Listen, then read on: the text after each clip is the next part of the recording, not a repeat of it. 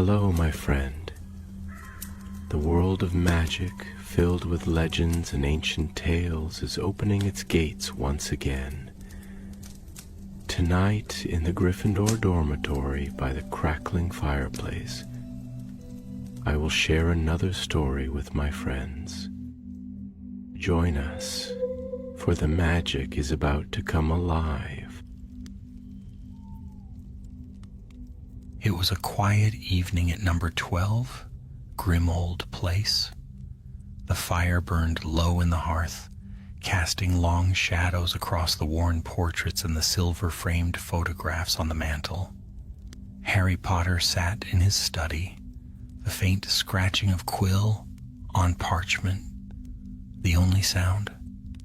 It had been nearly 20 years since Voldemort's fall, and the world of wizards had known peace longer than anyone had dared hope. But even peace, Harry knew, never lasted forever.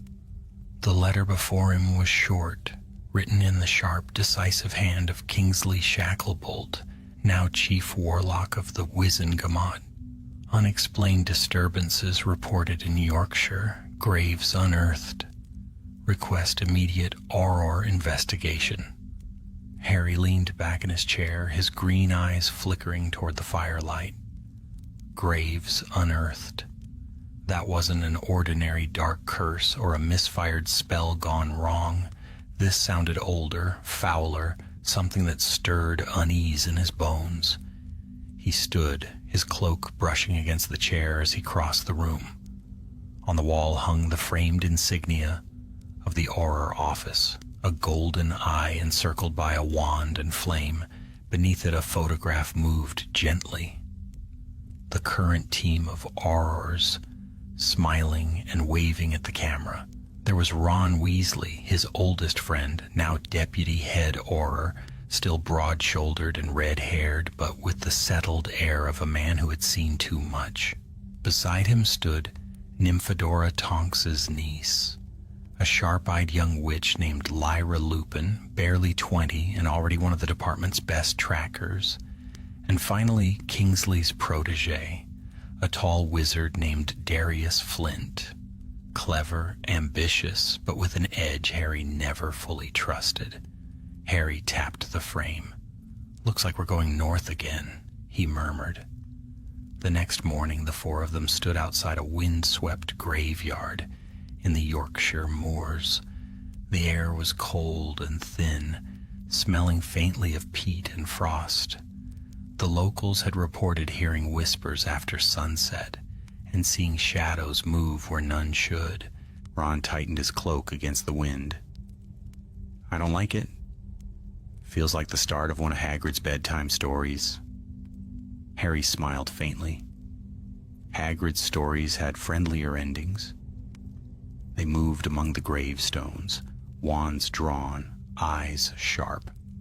The earth in one corner of the yard was freshly disturbed, a dozen graves torn open from within, bones scattered, no sign of tools, no footprints leading away.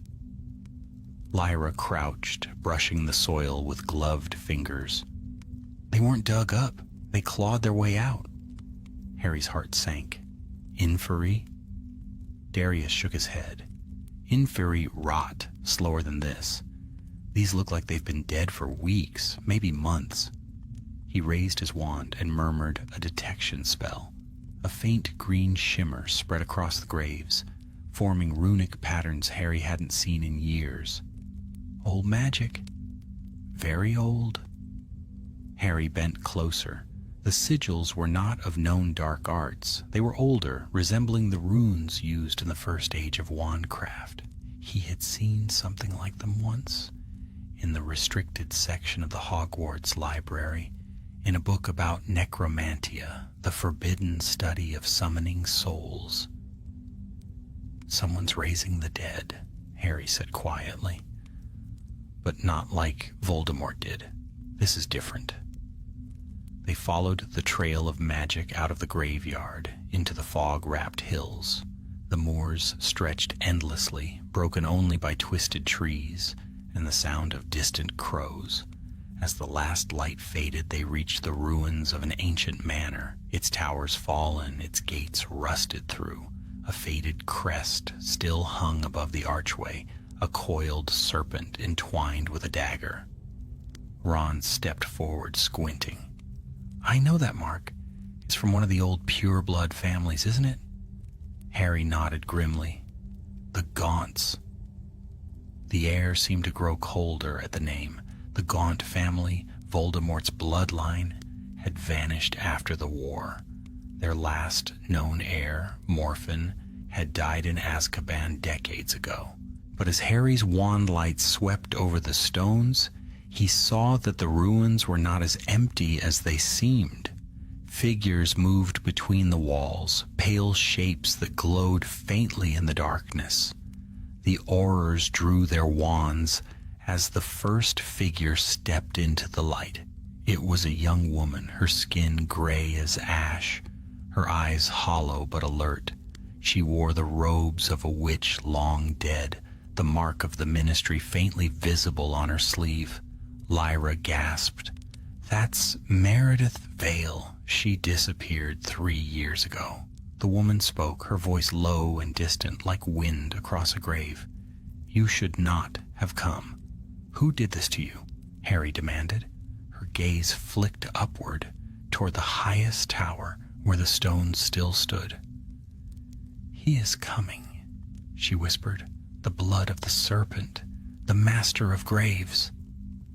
Then her body collapsed into dust, scattering in the wind. The silence that followed was suffocating. Ron's voice was barely a whisper. "Harry, what in Merlin's name are we dealing with?" Harry looked up at the tower, where a faint, flickering light burned within the shattered windows, green and cold. He felt the echo of an old fear stir within him, something he hadn't felt since the war. "A necromancer," he said, "and not just any necromancer, someone who carries the Gaunt name." The wind howled across the ruins, carrying with it the faintest sound, a voice, distant yet filled with command. It spoke in a language none of them recognized, but the meaning was unmistakable. It was a summons. And something beneath the earth began to move. The earth trembled beneath their boots as cracks split the frozen soil. From the shadows between the stones, a dozen skeletal hands clawed their way upward, dragging with them half-decayed bodies that twitched and groaned like puppets. The air turned foul with the stench of death. "Protego!" Harry shouted, and a golden barrier burst forth, shielding them from the first wave of corpses. The undead slammed against it, clawing and snarling, their bones scraping like knives on glass. Ron flicked his wand, sending bursts of blue fire toward the advancing horde. "Since when do dead things move this fast?" he shouted over the noise. "Since someone taught them how," Harry answered grimly. Lyra spun in a circle, casting spells in every direction. Darius muttered a curse in a strange tongue, sending a ring of black smoke around the group that burned the nearest corpses to ash. The flames hissed and died quickly, swallowed by the creeping mist that now hung thick as a shroud. When the last of the undead fell still, Harry lowered the barrier. The night was silent again, save for the rasping wind. Lyra's hands trembled as she wiped dirt from her robes. This wasn't a simple summoning. The control, the precision, it's advanced necromancy. Someone's rehearsing for something much larger. Harry's gaze drifted toward the tower's flickering light. Then we'd better find the conductor before he plays his final act. They pressed onward, climbing the cracked steps of the Gaunt Manor. The walls were lined with black moss and half-buried runes that glimmered faintly when touched by wandlight. The deeper they went, the more the air thickened with a strange heaviness, as though the building itself were breathing. On the upper landing they came to a vast chamber. Its ceiling had long since collapsed, letting moonlight spill across the floor, At the center stood an altar carved of obsidian, etched with more of those eerie runes. Resting upon it was a human skull, crowned with silver vines that pulsed like veins. Darius approached cautiously. The craftsmanship, these aren't just decorations. Each rune channels energy. Whoever built this, they knew how to trap souls. Harry frowned. We destroy it. Now. He raised his wand, but before he could cast, a gust of cold swept through the room. The skull's eye sockets blazed with light, and a voice echoed against the walls, smooth and haunting. You tread upon sacred ground, Auror. The shadows thickened, gathering into a figure, a tall man draped in robes of black and silver. His eyes glowed faintly green, his features sharp and eerily familiar. Harry's breath caught. The man bore the same hollowed serpentine grace as Tom Riddle once had. I am Morven Gaunt, the figure said, the last true heir of Salazar Slytherin. You destroyed my blood's legacy, Potter, but I shall restore it, not through the wand nor the Horcrux, but through death itself. Harry held his wand steady. You're meddling with powers you don't understand? Morven's lips curled into a thin smile. Oh, I understand death far better than you ever did. You who escaped it again and again. You should thank me. I seek only to make it permanent? The air shuddered as he lifted a staff of blackened bone. Runes along its length flared, and the broken corpses around the altar began to stir once more. Ron shouted a counter-curse, but the spell rebounded, sending him sprawling. Lyra darted forward, slashing through the runes with a beam of white fire, while Darius hurled a hex that shattered part of the altar. Morven hissed, the air crackling with fury. You dare defile my work? Harry struck, his spell bursting from his wand like a lance of light. The Necromancer raised his staff, deflecting the attack, but the impact threw him back a step. Run! Harry shouted. Now! The Aurors sprinted down the corridor as the tower began to quake. The altar exploded behind them, raining shards of obsidian and bone.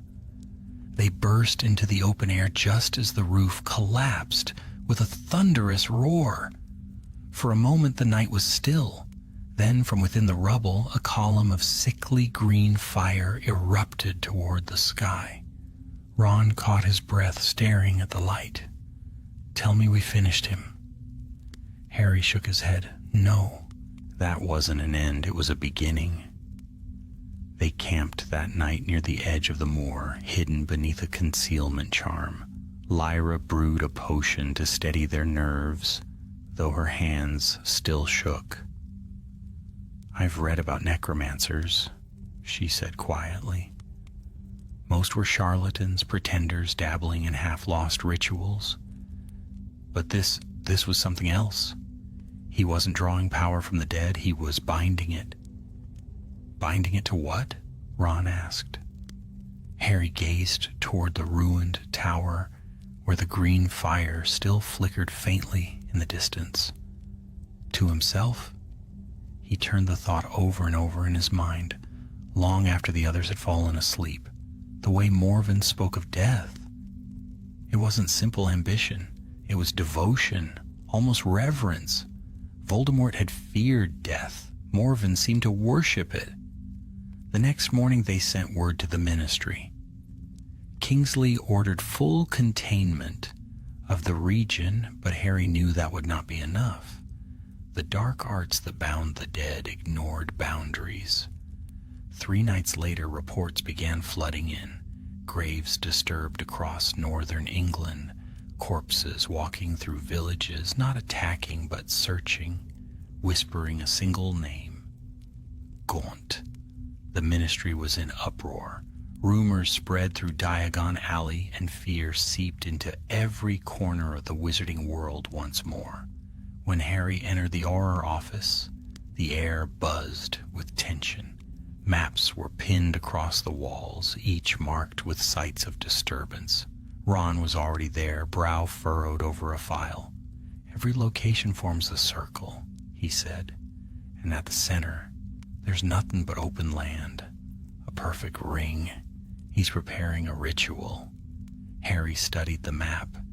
If he completes it, he could raise every corpse within the circle's bounds. Lyra joined them, pale but determined. "That could mean thousands." Darius looked up from his desk.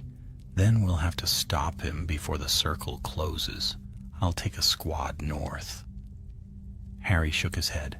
"No. We move together. If we split, we're weaker, and he knows it." That night, as the wind howled across the moors, they apparated once more into the cold wilderness. Snow fell thick and fast, muffling sound, swallowing light.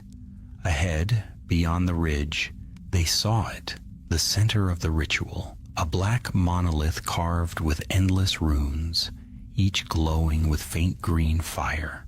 Around it lay hundreds of open graves, perfectly spaced, perfectly silent. And at the foot of the monolith stood Morven Gaunt, his staff raised high, chanting in a voice that made the very air tremble. The dead began to rise. Harry gripped his wand, his heart pounding. "This ends tonight." From the shadows, the necromancer's eyes met his, and Morven smiled. "No, Potter," he said, his voice carrying on the wind. "Tonight it begins." The wind howled across the moor, biting and sharp, carrying with it the scent of old earth and something far more sinister, the musk of decay.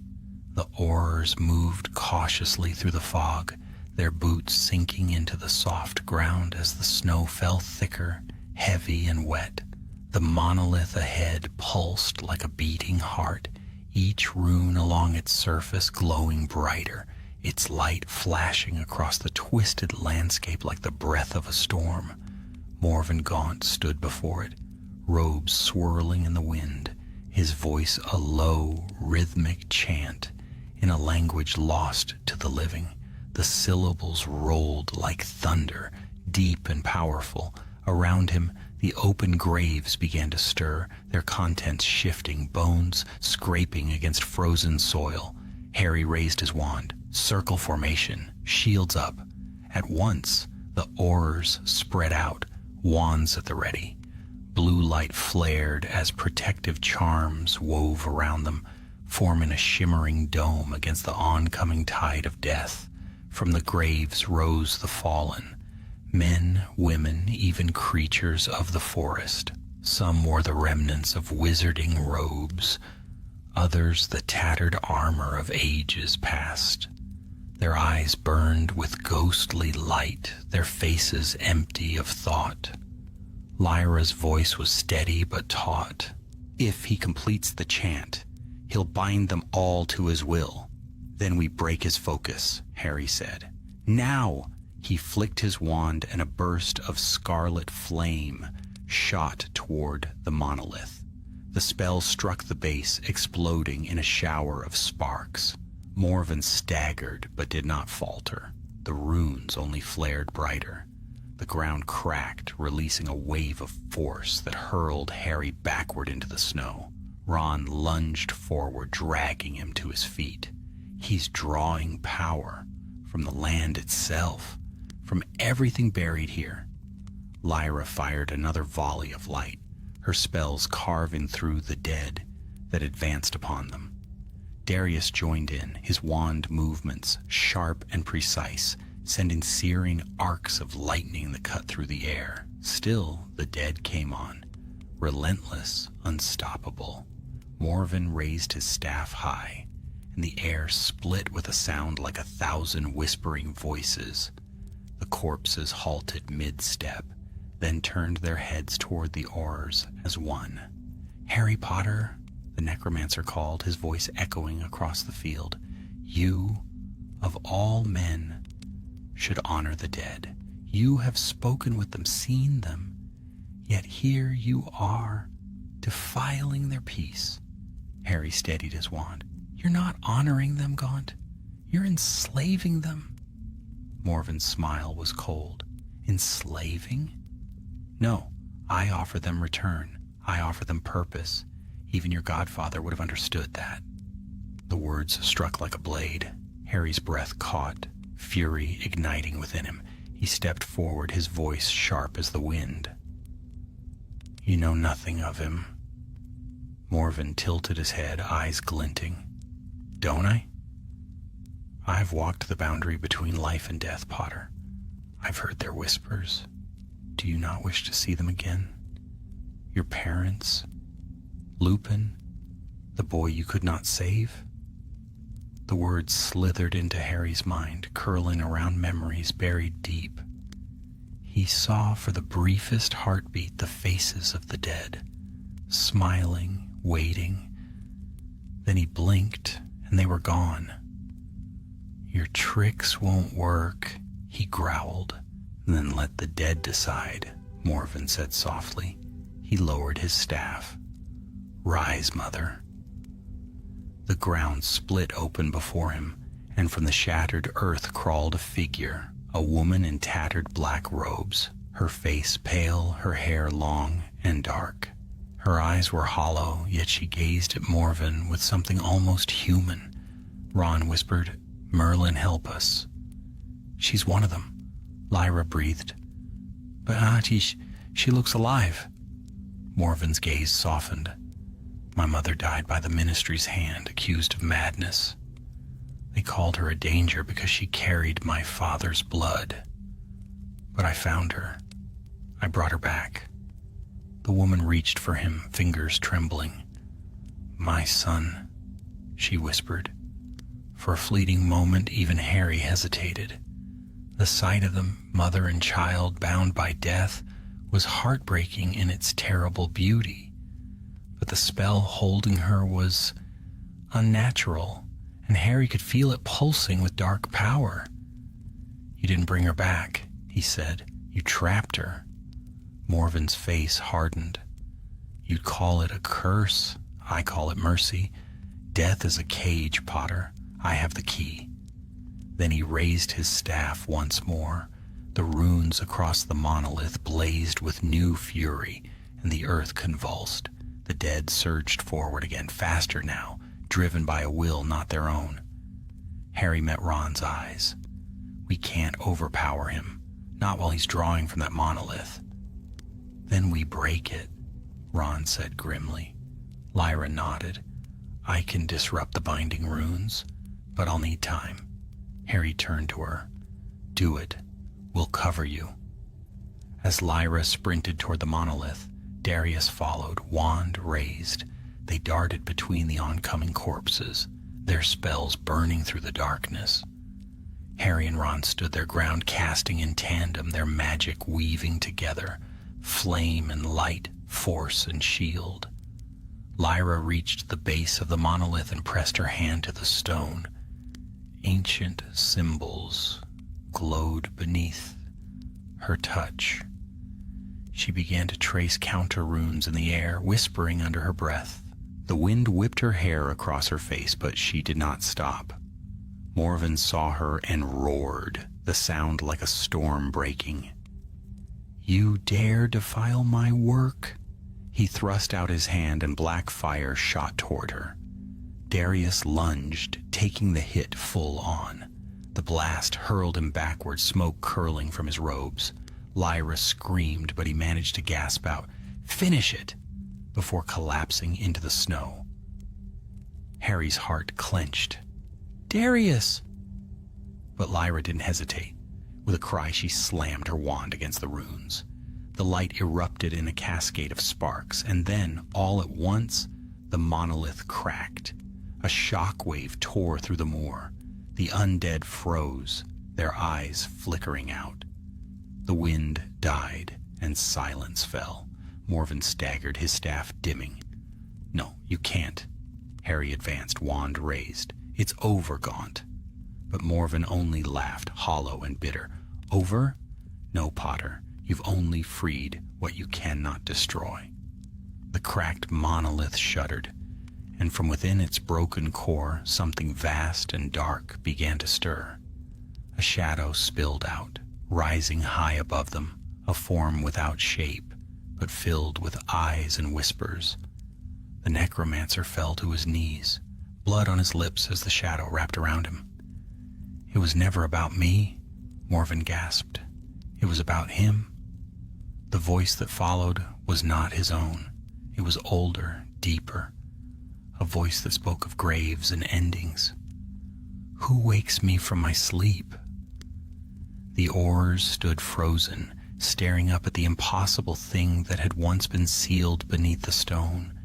Even Harry felt it, a presence colder than death itself. Then the shadow turned its gaze upon him. And in that instant, Harry Potter knew that this battle had only opened the door to something far darker than necromancy. Something ancient. Something waiting. The moor lay in ruin, the snow scorched black by bursts of magic.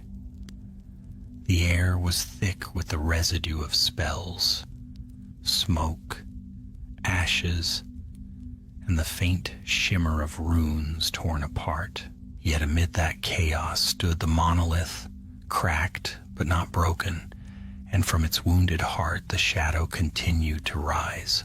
It towered above them like a living storm, vast and shapeless, its edges curling like ink spilled upon water. Eyes, hundreds of them, opened and closed along its form, glowing faintly in hues of gray and blue. Every breath it drew seemed to drain the warmth from the world. Lyra stumbled backward, clutching her wand to her chest. "What is that?" Harry could not answer. The very sound of its voice was enough to unmake thought. It spoke not in words but in feeling, cold, ancient, endless. It was the sound of graves closing, of silence after the last heartbeat. Ron's wand trembled in his hand. "Harry, this isn't necromancy anymore. This is something older." Morven Gaunt still knelt at the monolith's base, the shadow coiling around him like a serpent claiming its prey. His eyes rolled back, his voice hoarse. "He is the Lord beneath, the first sleeper, the magic of death itself, given will." Harry's heart pounded as he raised his wand. "Get away from it, Morven." But the necromancer only smiled, pale lips cracking. "You cannot kill what was never alive." The shadow's form shifted, stretching outward. It touched the ground, and where it passed, frost bloomed in veins of silver light. The corpses that had fallen moments ago twitched and began to rise once more, not as slaves this time, but as vessels filled with that same dark essence. Their hollow eyes burned with blue flame, and they moved as one, slow and silent. "Fall back," Harry shouted. "Regroup at the ridge." The Aurors turned, running through the snow, their wands blazing with light. Ron hurled a fire curse over his shoulder, igniting a wall of flame, but the creatures walked through it, unharmed. Their bodies did not burn. They froze, shattering into glassy shards before reforming again. Harry reached the ridge and spun, panting, his wand raised. "Lyra! Barrier charm!" She nodded, slamming her wand into the ground. A dome of golden light spread over them, humming with power. The shadow halted at its edge, its tendrils pressing against the shield, testing its strength. The impact sent cracks, spidering across the air itself. Morven's voice drifted through the night, distant yet clear. "You cannot stop him, Potter. He is the soul of every grave, the whisper in every coffin. You ended my forebears' quest for immortality, but death itself answers to none." Harry's jaw tightened. "If he's death, then why does he need you to speak for him?" Morven laughed softly, a sound that was almost pitying. "Because he is not yet whole." The words chilled Harry more than the wind. He looked toward the monolith. The runes that had once glowed faintly were now blazing, each line of script bleeding dark energy into the air. The shadow drew strength from it, each pulse brighter, stronger. Lyra steadied her breath. The monolith was a seal, whatever's inside. He's been feeding it to wake it up. Then we have to close it again, Ron said, his voice grim. Before that thing takes a real body. Harry nodded. We'll need to reverse the spell work. Lyra, you take the binding runes. Ron, hold the line. I'll go for Morven. Before either could argue, Harry stepped through the barrier. The shadow recoiled slightly as his magic touched it. For a moment it seemed to hesitate, sensing something within him, something it recognized. Morven turned at his approach, eyes fever bright. You feel it, don't you? The pull of death. It lingers in you, Potter. You've crossed that boundary before. You were the boy who came back. Harry raised his wand. And I can send you where you belong. He hurled a curse, white light bursting across the field. Morven caught it with his staff, the impact throwing sparks like lightning. The two wizards clashed in a storm of spells, light against darkness. Bolts of green and silver carved through the air, striking the snow, shattering stone. Behind them, Lyra worked furiously, tracing counter runes into the ground. Her voice rose in an incantation older than any Hogwarts charm. Ron stood beside her, hurling spell after spell at the advancing dead. His face was pale, his breath ragged. One of the corpses reached the barrier and slammed against it with impossible force. The shield flared, bending inward. Lyra gasped but did not stop her chant. Almost there, she whispered. Harry ducked another blast from Morven's staff. The necromancer's power was faltering. Blood streamed from his nose, his voice raw with strain. Yet he fought with desperate fury, as though holding back something far worse than death itself. Why serve it? Harry shouted between strikes. You think this thing cares for you? Morven grinned through his pain. Care? No. But it remembers. It remembers those who dare touch its realm. It remembers Tom Riddle. It remembers you. The last word hit like a curse. The shadow behind him stirred, its countless eyes fixing upon Harry. A deep, resonant hum filled the air, a sound like 1,000 whispers calling his name. Harry's scar burned, though it had been dormant for years. He staggered, clutching his head, the memory of Voldemort's presence flooding back for an instant. The same cold mind, the same hunger. Harry! Lyra's voice cut through the haze. Now! She slammed her wand into the snow. The runes around the monolith flared gold, battling the darkness in a storm of light. The shadow screamed, not with voice but with force. The ground split open, light bursting upward, swallowing the moor in radiance. Morven cried out, his staff shattering.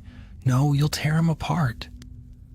That's the idea, Harry shouted. The light grew blinding. For a moment, all sound vanished. Then came the explosion. When the world returned, the monolith was gone, nothing but fragments scattered across the ice. The shadow had vanished, leaving behind a stillness that felt unnatural. Harry stumbled through the smoke, searching. Morven lay among the ruins, pale and broken, his robes scorched. Yet when Harry knelt beside him, the necromancer's eyes were calm. You think you've won?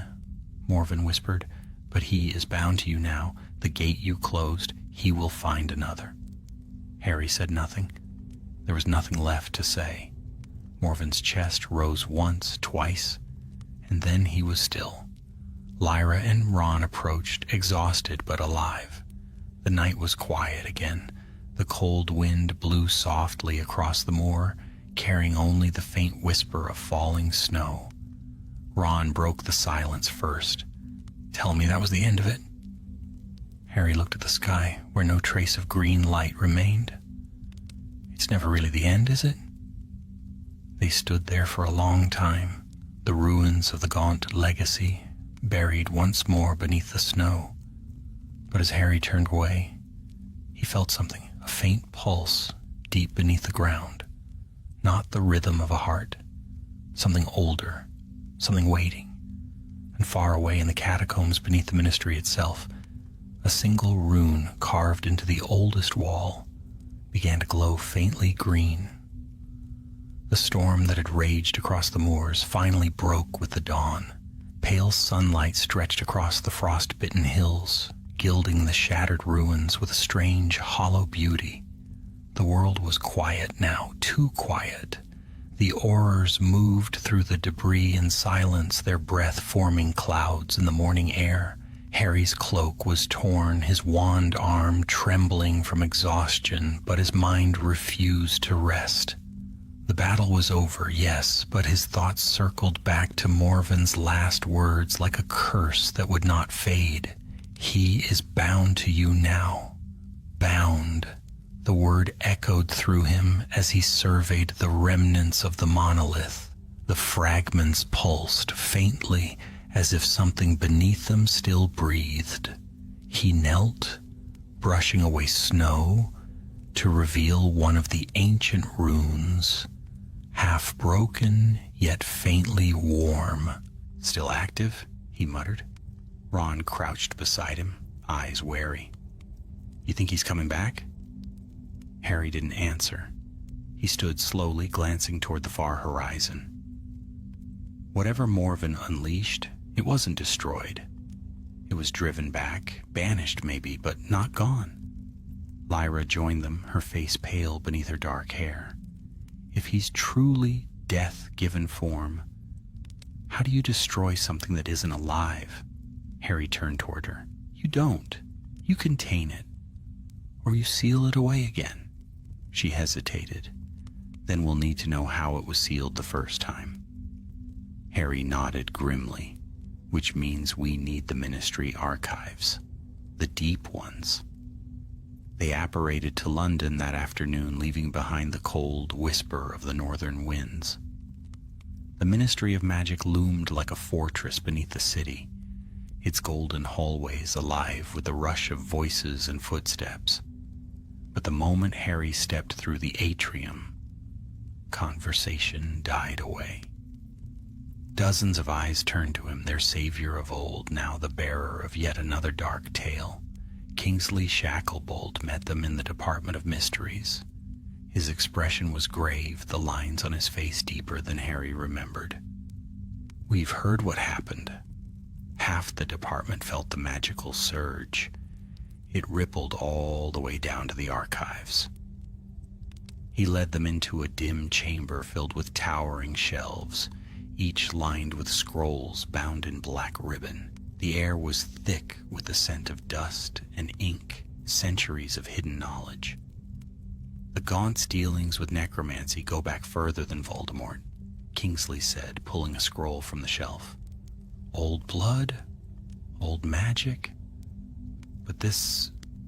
He unrolled the parchment. This is older still. Harry leaned over the desk. The parchment showed a circle inscribed with runes identical to those carved on the monolith. In the center was a name, scrawled in ink so dark it seemed to bleed. Aron. The first sleeper. Lyra frowned. That's not a name I've heard in any wizarding history. It wouldn't be, Kingsley said. This comes from before our records, before wands, before Hogwarts. Aron was said to be one of the first necromancers, the one who discovered how to command the souls of the dead. But he went further.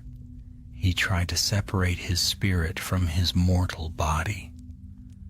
When he failed, the fragments of his soul scattered, some say into the earth itself.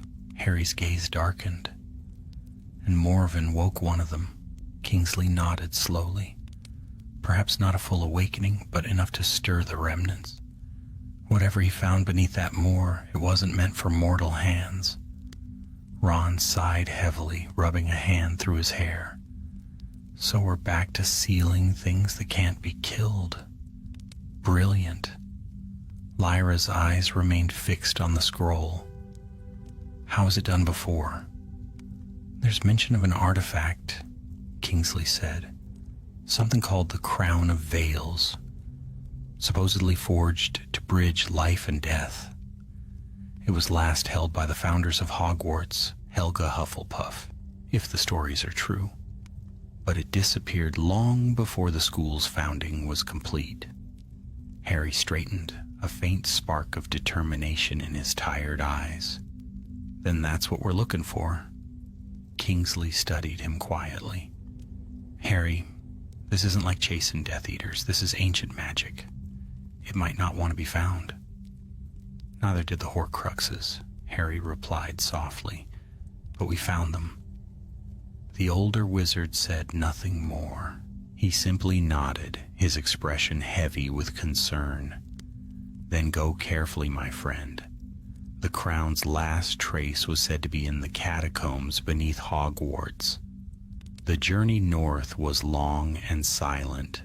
Snow fell steadily as they approached the castle, its spires rising through the mist like the towers of a dream. For Harry, every step through its gates stirred memories. Good ones, painful ones, ghosts of another war long past. Hogwarts had changed little since he had last walked its halls. Portraits greeted him warmly. Suits of armor whispered behind their visors, yet beneath the familiarity, there was something else. A tremor in the air, faint but unmistakable. It was as though the castle itself sensed the stirring of ancient things. Professor Neville Longbottom met them in the Great Hall, a welcoming smile breaking the tension for a moment. Harry, I heard rumors, wild ones. I should have known you'd be in the middle of it. Harry clasped his hand. I wish I weren't. Neville's expression sobered. What's happening? Something that may reach even here, Harry said quietly. We need access to the old catacombs, below the Chamber of Secrets. Neville hesitated. No one's been down there in years. After the war, it was sealed. What could you possibly... An artifact, Harry interrupted. Something that can bind the dead. We think it's hidden somewhere beneath the school. Neville studied him for a long moment, then nodded. Then I'll take you down myself. They descended that night, their footsteps echoing through the stone corridors. Torches flickered along the walls, casting wavering shadows. Beneath the castle, the air grew colder, older. The path led them past the remains of the chamber, its serpentine carvings half buried by time. At last they reached a sealed archway, engraved with the emblem of a badger, and a simple phrase in Old English. Through compassion, we conquer death. Lyra touched the stone. Helga Hufflepuff's words. Harry raised his wand. Let's see if she left anything behind. The stone shimmered, then cracked open with a soft sigh. Beyond lay a vast chamber lit by a single golden flame. Dust hung in the air like mist, and at the center stood a pedestal. Upon it, a circlet of dull silver, its surface etched with runes that seemed to shift when not directly looked at. The Crown of Veils, Lyra breathed. Harry stepped forward cautiously. The air around the crown pulsed faintly, as though alive. He reached out, hesitated, then lifted it. It was lighter than he expected, almost weightless, but the moment his fingers closed around it, a whisper touched his mind. 1,000 voices, speaking as one. We remember you, Harry Potter. He froze. The whisper came again, this time stronger. You have walked beyond the veil once before. You carry its mark. The chamber trembled, the golden flame flickering violently. Lyra and Ron raised their wands, but the voice drowned out everything else. You seek to bind death, yet death has already bound you. The light flared white, and in that blinding instant Harry saw them all, the faces of the fallen, Sirius, Dumbledore, Fred, Remus, Tonks, all watching, all silent. When the light faded, the crown was cold in his hands. The whispers were gone. Ron's voice was barely audible. Harry, what just happened? He looked down at the crown, his expression unreadable. I think it recognized me. Lyra frowned. Recognized you? Harry turned toward the dark corridor they had come through, his green eyes distant, troubled. Because I've already crossed the line once. And now? He slipped the crown into a protective case. I think it's asking me to do it again. The night pressed heavy upon Hogwarts, though the castle's torches burned brighter than usual, as if defying some unseen shadow. Snow fell thick beyond the high windows of the great hall, muting the world in silence. The Aurors sat at a long table beneath the banners of the 4 houses. Harry at the head, the silver case before him gleaming faintly in the candlelight. No one spoke for a long while. Even the portraits seemed to watch in uneasy stillness.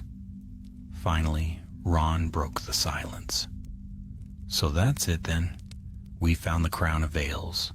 All we need to do is use it to seal whatever that thing was. Harry did not look up. His fingers brushed the edge of the case, tracing its contours absently. If it were that simple, we'd already be finished. Lyra leaned forward, eyes sharp beneath her fringe. You're thinking about what it said, aren't you? The voice. Harry nodded slowly. It didn't sound like Morven's magic. It felt older, like something I'd felt before but couldn't name. Neville frowned. The veil in the Department of Mysteries. The name hung in the air like a chill. Harry glanced toward him. Yes. When Sirius fell through it, I heard something then, whispering. The same kind of voice. It wasn't just a barrier between life and death, it was alive. Or something within it was. Lyra shivered. You think the crown is linked to the veil?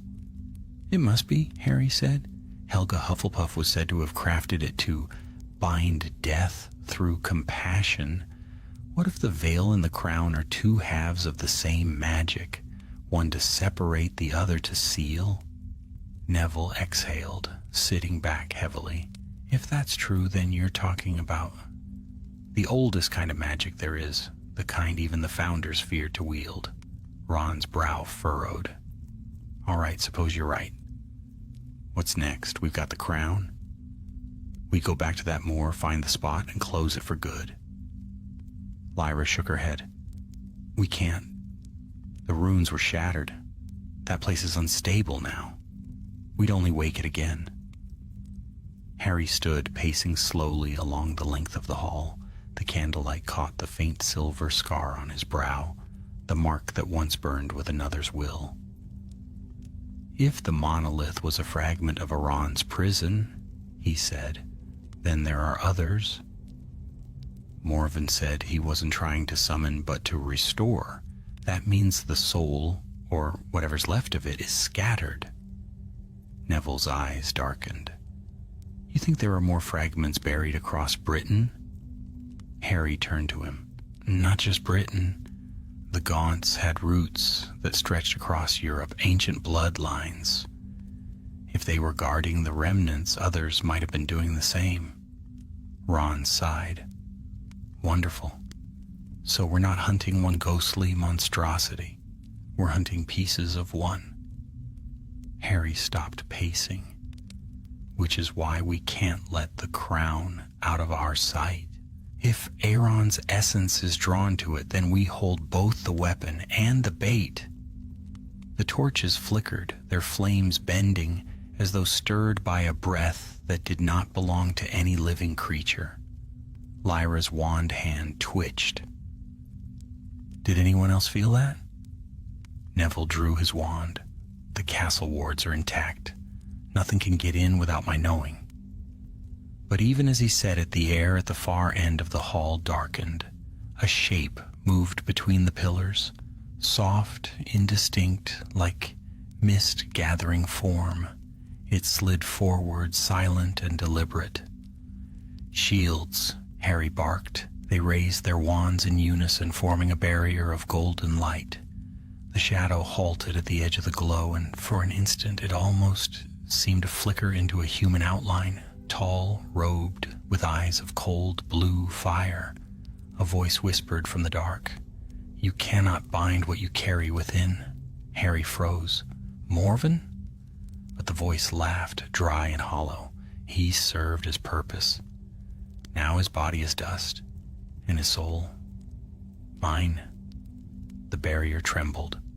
Frost crept across the floor, curling around the legs of the table, up the pillars until even the banners shivered as if caught in an unseen wind. Neville shouted, "The wards, he's inside the castle." Harry raised his wand higher. "You're not welcome here." The shadow paused. "You think this place defends you? These stones remember death too, every whisper of every ghost. They are my messengers." Before anyone could respond, the torches burst, and darkness flooded the hall. Only the faint gleam of Harry's wand remained. He spun, searching the shadows. A cold hand brushed his shoulder. He turned, casting a blinding spell. But it hit nothing. The voice was everywhere now, surrounding them, filling the air like smoke. "You cannot cage death, Potter. You of all men should know that." Lyra's light spell flickered to life beside him. "He's trying to draw on your magic." Harry felt it then, a tug deep within, faint but familiar, as if some hidden thread within him had been hooked and pulled. He stumbled back, clutching his chest. The scar on his forehead burned. "No," he hissed, "not again." Ron moved to his side, casting defensive charms in a flurry. "Harry, stay with me. Whatever this is, fight it." But the voice only deepened, its tone almost amused. "You think I take what is not offered? You invited me long ago. The boy who died and returned, the soul that crossed my threshold and came back unbroken." Images flared in Harry's mind. The flash of green light, the endless white mist, Dumbledore's voice in that ghostly place beyond King's Cross. He must choose to go back. And he had crossed death and turned away. The realization struck him like a blow. He was right. The barrier between him and that realm had never truly sealed. "Harry," Lyra cried, "you have to seal yourself off from it. Push it out." He clenched his teeth, forcing the connection back, summoning every shred of strength he had. The shadow recoiled, shrieking, as light exploded outward from his wand, pure, blinding white. When it cleared, the great hall was silent again. The air was still, though the frost lingered. The shadow was gone. Harry collapsed to one knee, gasping. Neville hurried to him. "What happened?" Harry shook his head. "He tried to use me, tried to enter, but something stopped him." Lyra knelt beside him, eyes wide. "What stopped him?" Harry looked toward the silver case still lying on the table. The crown of veils had opened by itself, its runes pulsing faintly like a heartbeat. "The crown," he said softly. "It protected me." Neville stared at it, his expression grave. "If it's protecting you, it's because it recognizes what's inside you. You're the bridge now, Harry, between life and death. That's why he wants you." Harry rose slowly, his strength returning. He closed the crown's case with a snap. "Then he'll have to take me himself." Ron frowned. "That's exactly what he wants, mate." "I know," Harry said quietly, "which is why we'll make him come on our terms. The snow fell harder against the high windows, each flake glowing faintly in the moonlight. Lyra looked between them. "You mean to use yourself as bait?" Harry didn't deny it. "If he's drawn to what's inside me, then we use that link to find where he truly is and finish this." Neville hesitated, then nodded. "If you're going to walk that road again, you won't walk it alone." Harry managed a faint smile. "I wouldn't dream of it." Outside, lightning flickered over the forbidden forest, illuminating the spires of the castle in stark silver. Somewhere far beneath the earth, a faint, slow heartbeat echoed in the dark, an ancient rhythm stirring once more. The war against the Necromancer had ended, but the war against death itself had only just begun. The next morning broke gray and cold, the sky bruised with the weight of winter. From the high windows of the Auror quarters in Hogwarts, the land stretched white and silent to the horizon. Harry stood at the window, a cup of untouched tea cooling in his hand, watching the snow drift over the lake. He had not slept. His dreams had been filled with whispers that were not his own. Each time he closed his eyes, he saw the shadow behind the veil, shifting, waiting. When the first knock sounded at the door, he did not turn. "Come in." Ron entered, his cloak dusted with frost. "Lyra's in the library. She says she's found something." Harry finally faced him. "Another ancient curse? Or something more useful?" Ron gave a weary grin. "Both, probably. You know how she is?" His expression softened as he looked closer at Harry. "You didn't sleep again, did you?" Harry shrugged. "Sleep's no use if the dreams aren't mine." Ron sighed and dropped into a chair by the fire. "You ever wish you could go back to being just normal?" Harry almost smiled. "I tried that once. It didn't last long." They shared a silence heavy with years. So much had changed, yet somehow, here they were again. Two men, older, wearier, still chasing the dark. Lyra entered a few moments later, a book cradled in her arms. It was ancient, bound in cracked leather that smelled faintly of dust and rain. "This," she said, setting it on the table, "was hidden in the restricted section. I had to convince Professor Longbottom it was for research on pest plants." Ron raised a brow. "Convince or charm?" "Semantics," she replied briskly, flipping it open. "It's called The Lament of the Veil. It's written in fragments, some in runes, some in what looks like Old Welsh, but here's the part that matters." She turned the book so they could see the page.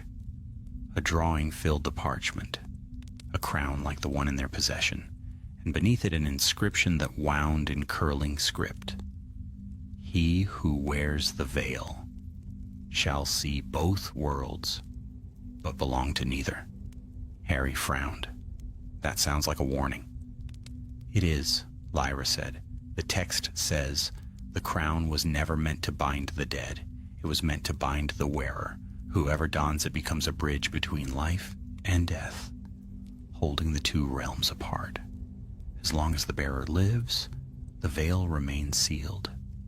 But if the bearer falters," Ron finished for her quietly, "then the door opens." The fire crackled. Harry looked down at his hands. The thought settled like a stone in his chest. "So that's why it recognized me." Lyra nodded. "You crossed once already. You carry part of that magic still." The crown responded to it. Ron's voice was soft. "If you wear it again, mate, will you come back?"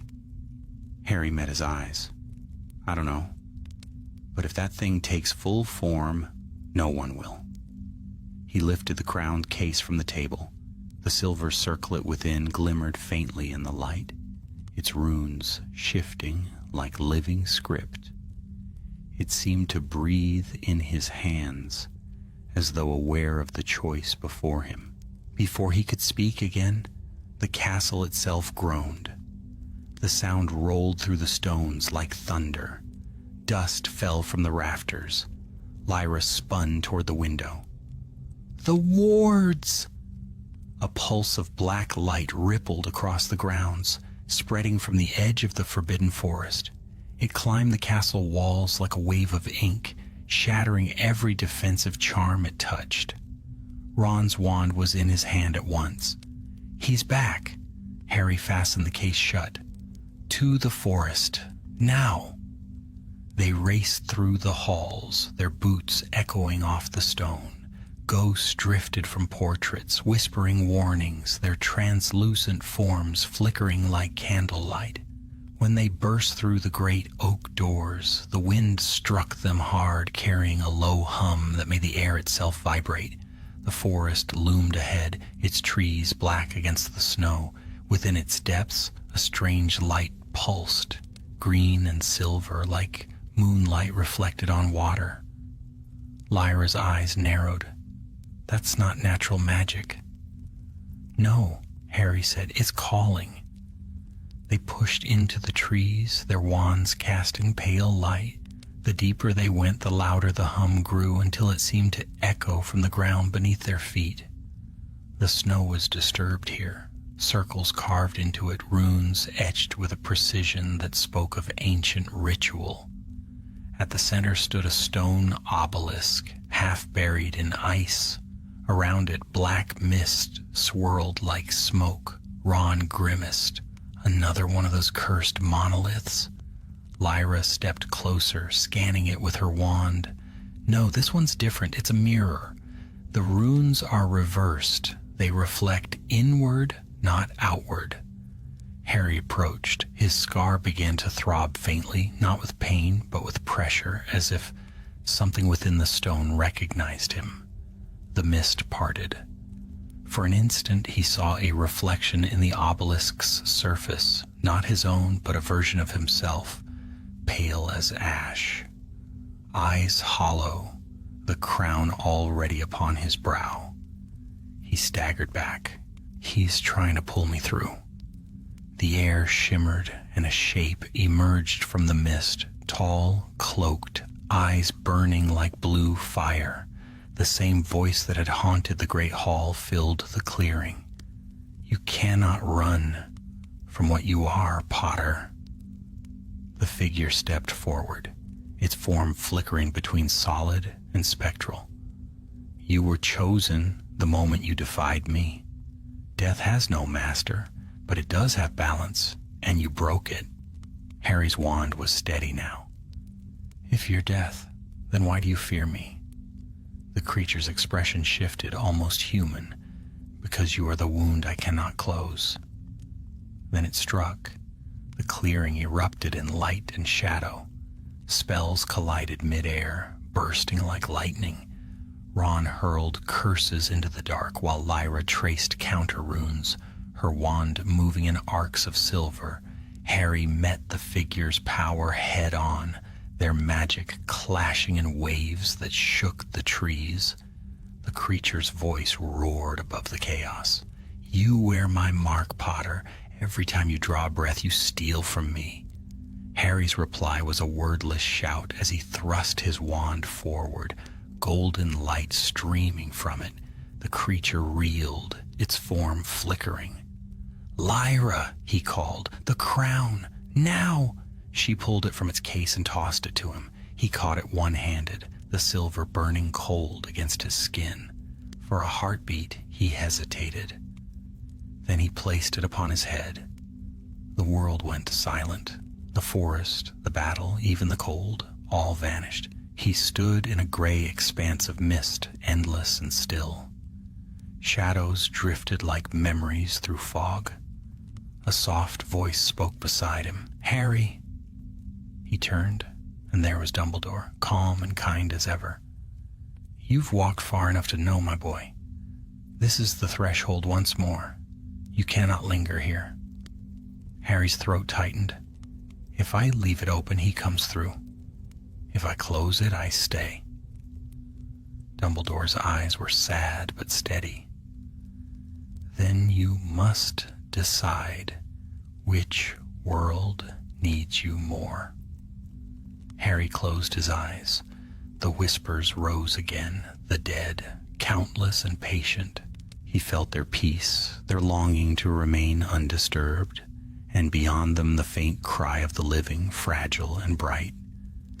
He drew a breath and opened his eyes. I'm not done yet.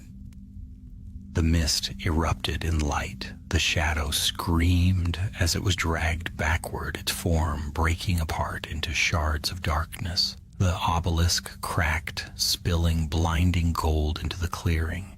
When the light faded, the forest was still once more. The crown lay in the snow beside him, its runes dim. Ron knelt at his side. Harry, you all right? Harry blinked, breath ragged, the scar faintly smoking. He's gone, for now. Lyra stared at the crown.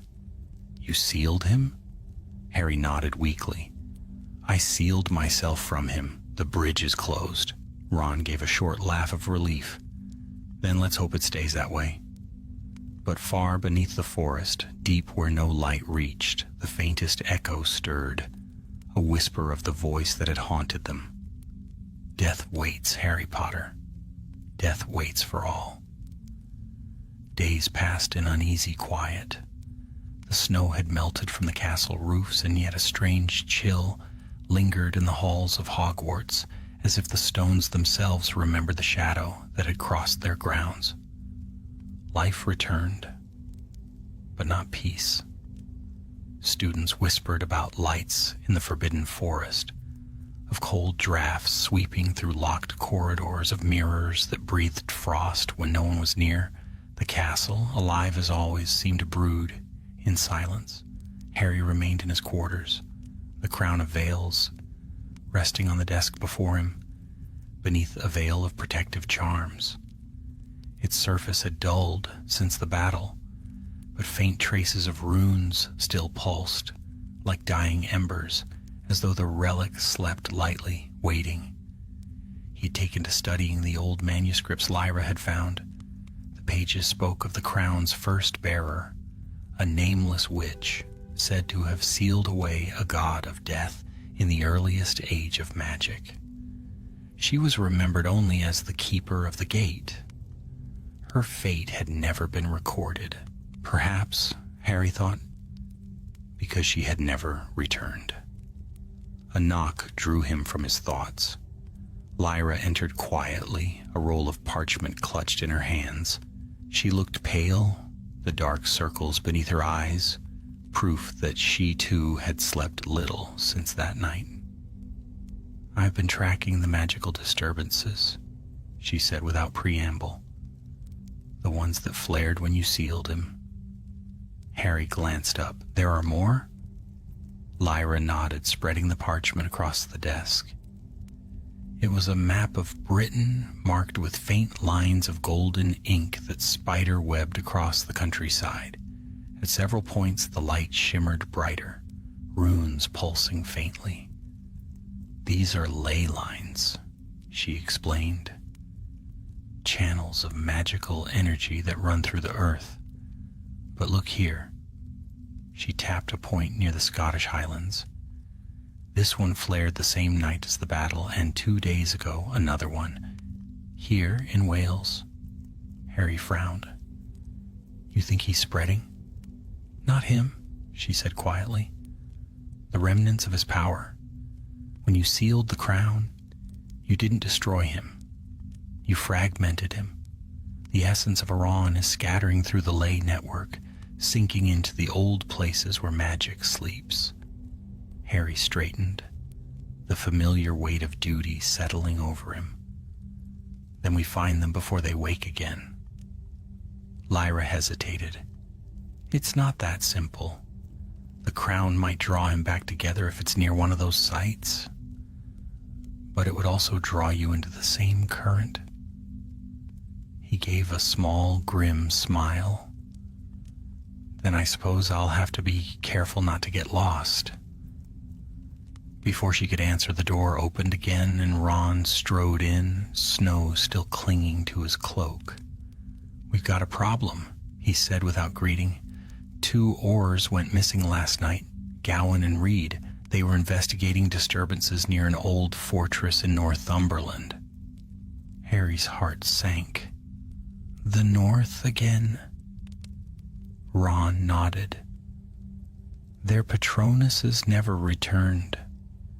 Kingsley's calling for containment squads, but no. Harry was already gathering his cloak. If it's tied to the ley network, containment will only feed it. We go ourselves. Lyra gathered the map. Then let's move before it spreads. They apparated to the northern cliffs before dawn. The air was sharp with salt and snow, the sea below roaring like some ancient beast. The fortress loomed above them, carved into the cliffside, its towers broken but still proud. Harry's wand cast a soft light as they entered through a shattered gate.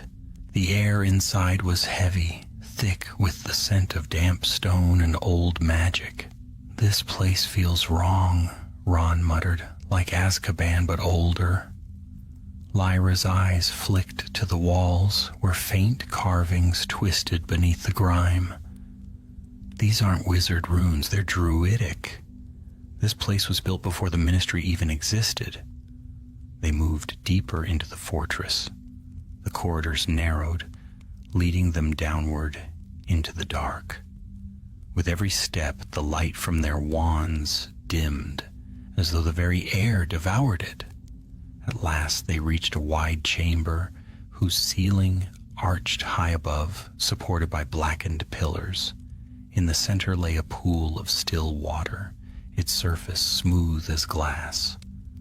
Something's under there, Harry said quietly. He knelt at the edge, touching the air above the water. The surface rippled, then cleared. Beneath it, shapes moved slowly, indistinct and pale.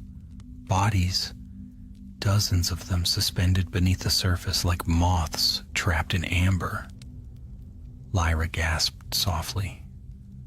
The missing Aurors. Harry's throat tightened. No, look closer. The faces were not those of Aurors. Some were ancient, their features weathered with centuries. Some were children. Some wore robes of styles long forgotten. Ron took a step back. Merlin's beard. Lyra whispered, "He's been collecting them." A voice echoed from the shadows behind them, low, rasping, but unmistakably human. "Not collecting," it said, "preserving." They spun around. A man stood at the far end of the chamber, cloaked in dark blue. His face was gaunt, his eyes bright with a feverish gleam. Harry raised his wand. "Who are you?" The man smiled faintly. "A servant of the true master. I tended his tomb when the world forgot his name. And now, with his awakening, I have been called to prepare the vessels." Lyra's hand shook slightly as she lifted her wand. "You're another of Morven's followers." He laughed, a dry, hollow sound. Morven was a fool who thought himself chosen. I am Anselm of the Vale. My family guarded his resting place before your ministry ever drew its first breath. Harry took a step forward. "You're too late. Your master's been sealed." Anselm's expression shifted, pitying, almost gentle. "Sealed? You think a mortal soul could bind death itself? No, Auror. You merely gave him form.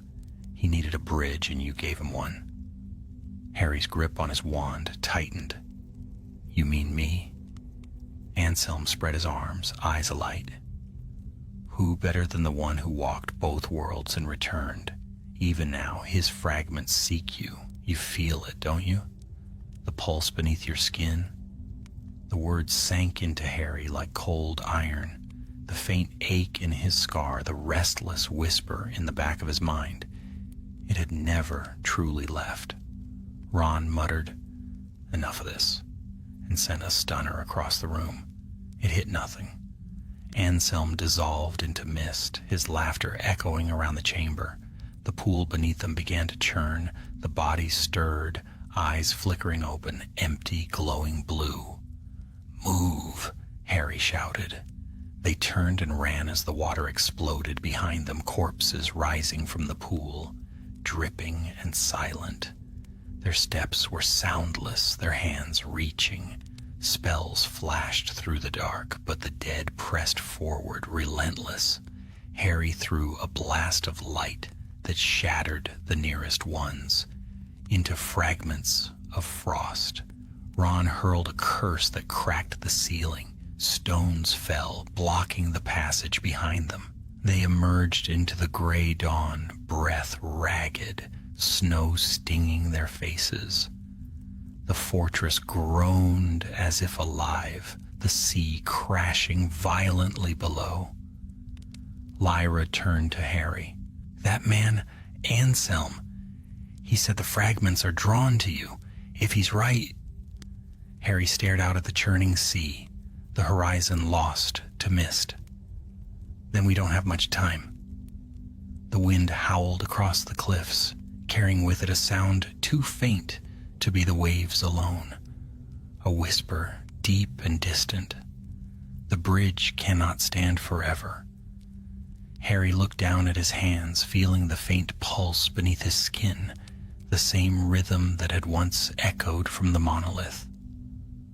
And far away in the vaults of the ministry, the crown of veils began to hum softly in its case, the runes glowing like eyes awakening from sleep. The storm that swept across the northern cliffs did not ease for 3 days. Snow fell thick as ash, and the wind howled through the broken fortress like a voice crying from the deep. The ministry had cordoned off the site, sealing it beneath layers of charm and enchantment. But Harry knew such wards would not hold long. He could feel the restlessness beneath the earth, the pulse that mirrored his own. They returned to London at dawn. The ministry atrium was hushed, the usual bustle replaced by grim purpose. Aurors hurried past with scrolls and maps, unspeakables whispered in corners, and every face bore the same shadow of fear. Word of the rising dead had spread too quickly to contain. Kingsley Shacklebolt awaited them in his office, his expression weary but steady. "The fortress is lost," he said without preamble. "Our teams couldn't recover the bodies. The magic there is unlike anything we've seen since the war." Harry nodded. "It's spreading through the ley lines. We found one of the conduits beneath the fortress. Aron's essence is moving through them, gathering strength." Kingsley's eyes narrowed. "And the crown?" Harry hesitated. "It's safe. For now. But it's reacting to something. If the fragments are drawn to me, the crown feels it too." Kingsley leaned forward, his tone low. "You realize what that means, don't you? You're the anchor now. If he's seeking to restore his form, he'll come through you." Harry met his gaze evenly. "Then we stop him before that happens." Ron muttered. "That's becoming our usual plan, isn't it?" Kingsley sighed and looked toward Lyra. "What's your assessment?" Lyra unfurled a new map across the desk. The ley lines shimmered faintly, forming a web that spanned Britain and beyond. "He's moving toward convergence. There's one point where all lines meet, an ancient site beneath the Welsh mountains. The old texts call it the Hall of Hollow Earth." Harry frowned. "That's not on any modern record." "It wouldn't be," Lyra replied. "The founders built Hogwarts on a crossing point of lesser lines to stabilize magic in the Isles. But the Hall, it's the original nexus. If Auron reforms there, he won't just rise. He'll awaken every corpse buried in Britain." The room fell silent. Ron broke it with a forced laugh. "Right. So all we have to do is stop the god of death from being reborn. Easy work before lunch." But Harry's eyes were already distant. He could almost see it. the dark veins of power threading through the land, all pulsing toward a single point, and at the center something vast, waiting, patient as the grave. "We leave tonight," he said quietly. The Welsh mountains loomed like black teeth beneath a sky heavy with storm. The wind carried the scent of rain and stone, and far below the valleys were veiled in mist. The three Aurors apparated near an ancient, standing circle half buried in moss, its stones carved with forgotten runes. "This is the place," Lyra murmured, scanning with her wand. "There's a hollow beneath the mountain. I can feel it, a void of magic, like the air before lightning strikes." Harry touched the nearest stone. The rune flared briefly at his touch, answering him. "He's already here." They moved towards the mountain path, their wands casting narrow beams of light. The trail wound downward, twisting through caverns slick with moisture. Symbols older than any Hogwarts spell glimmered faintly on the walls, warnings, or perhaps prayers. At last they reached a vast cavern that opened into blackness. The air shimmered faintly, and in its center hung a pool of still light, like a mirror laid upon the air itself. "The Hall of Hollow Earth," Lyra whispered. Ron eyed the pool warily. "Please tell me that's not another cursed mirror." Harry stepped closer, his scar prickling. "It's a gate. The same kind of magic as the veil, but deeper. Older." A voice echoed softly through the chamber. "You've come far, Harry Potter." They turned sharply. From the shadows stepped Anselm of the Veil, his cloak torn but his eyes burning with zeal. He held a small orb of black crystal in his hand, the surface swirling with mist. "You can't stop it now," he said. "He gathers even as we speak. The dead will walk, and the living will kneel." Harry raised his wand. "You've seen what he is, Anselm? He'll devour you with the rest." Anselm's smile was hollow. "To serve death is not to live, it is to end." He raised the orb high, "and through me he shall take form." The orb shattered. The light of the pool flared, filling the chamber with blinding brilliance. The ground shook, the runes on the walls igniting like fire. From the center of the light rose a figure, tall, cloaked, its form woven from mist and darkness. Harry felt the pull instantly. It was as though invisible chains had fastened themselves to his heart. The air thickened, his vision wavered. Lyra cried out, "He's drawing your soul! Harry, fight it!" Ron lunged forward, grabbing Harry's arm, anchoring him. "Stay with us." The figure turned toward them, and though it had no face, Harry felt its gaze. "You cannot flee me, child of the broken soul," it said. "You were my gate, and now you will be my vessel." "Not this time," Harry whispered. He tore free of Ron's grip and raised his wand. The crown of veils flashed into his other hand, summoned from its case by sheer will. Its runes blazed, answering him. Light burst from his wand, gold and white, meeting the darkness head-on. The air screamed between them as life and death clashed in raw force. The cavern walls cracked. Rocks fell like thunder. Lyra's protective spell barely held the ceiling from collapsing. "You can't hold him forever," she shouted. Harry's teeth clenched. "I don't need forever." He thrust the crown forward. The light spread in a spiral, encircling the shadow. The runes from the walls rose into the air, forming a cage of flame. The voice of Aurors roared, "You would bind me again, mortal?" Harry's voice was steady, cold as the wind outside. "I would end you." He stepped into the light. Lyra screamed his name, but the spell was already sealed. The circle blazed with impossible brightness, swallowing the cavern in radiance. When the light faded, the mountain was silent once more. Ron lay half buried in dust, coughing. Lyra pulled herself upright, her wand trembling in her hand. Harry? The cavern was empty. The pool had vanished. The runes were dark. Only the crown remained, lying in the dust, its light extinguished. Lyra reached for it, but as her fingers brushed the metal, a faint warmth pulsed beneath her touch. The runes flickered once like a heartbeat, and from somewhere deep beneath, the earth came a voice, soft, distant, but unmistakable. "I'm here." She froze. "Harry." The echo faded, swallowed by stone. Far above, the storm broke. Rain poured across the mountains, washing the snow into the rivers. The world exhaled as if relieved. But in the shadows beneath the rock, a single spark of gold light still pulsed. Steady, patient, alive.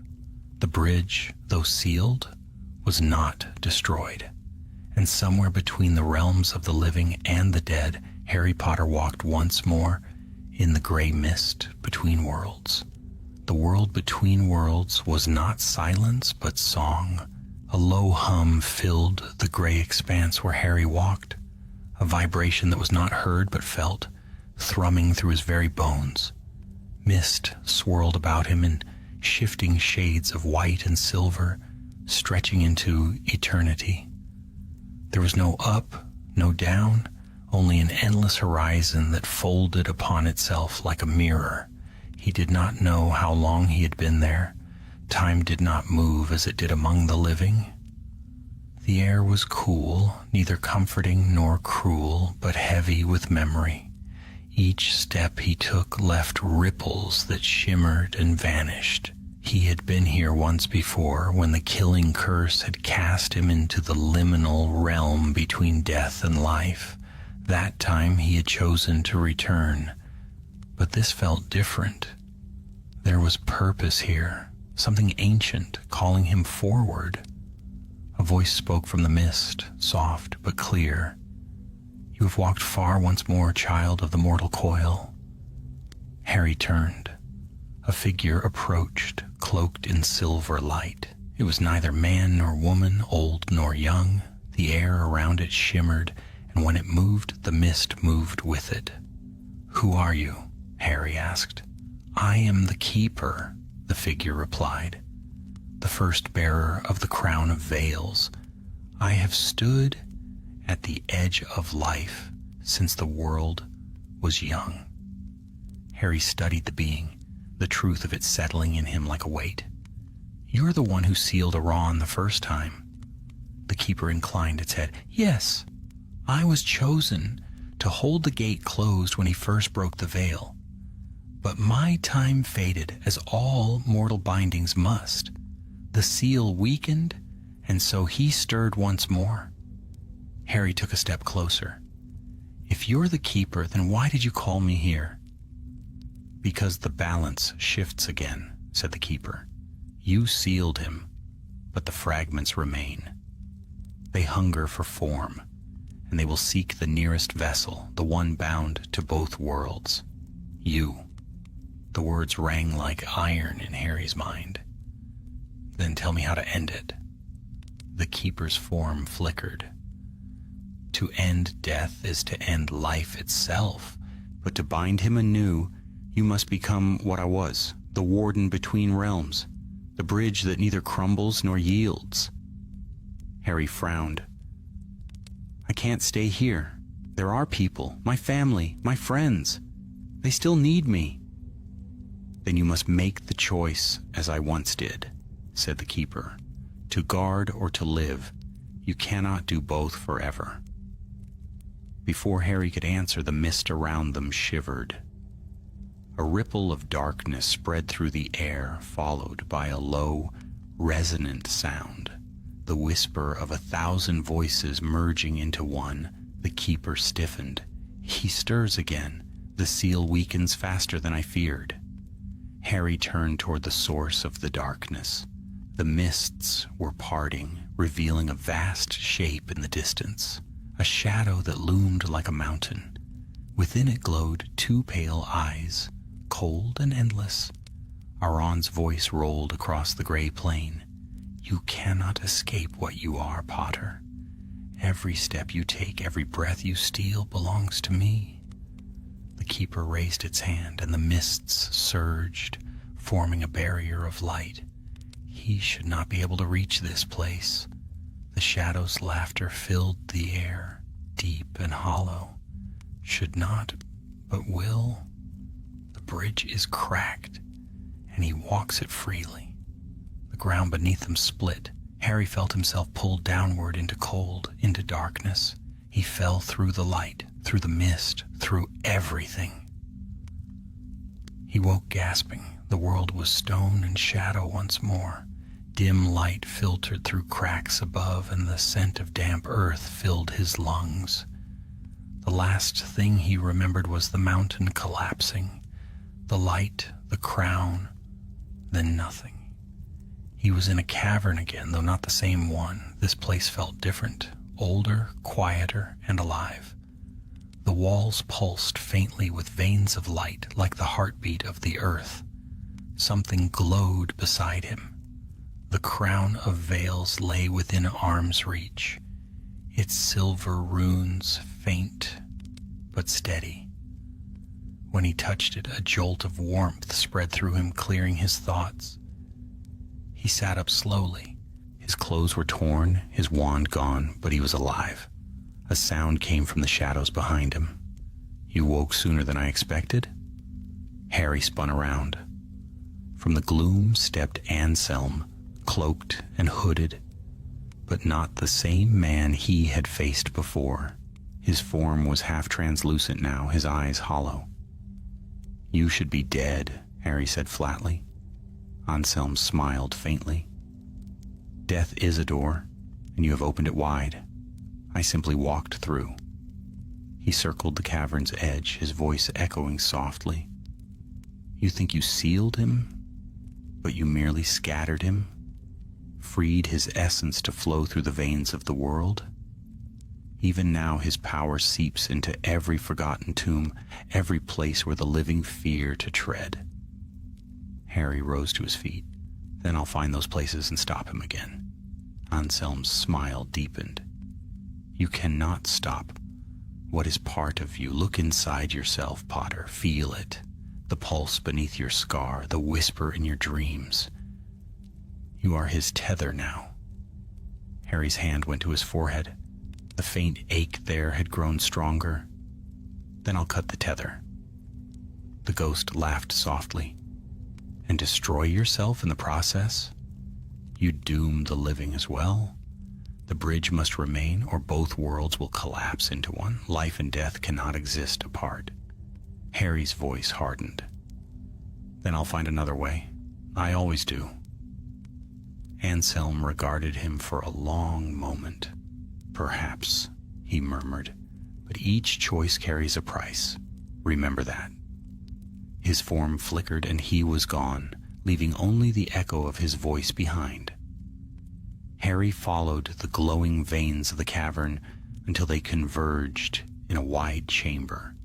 In its center stood a pool, clear, still, and luminous.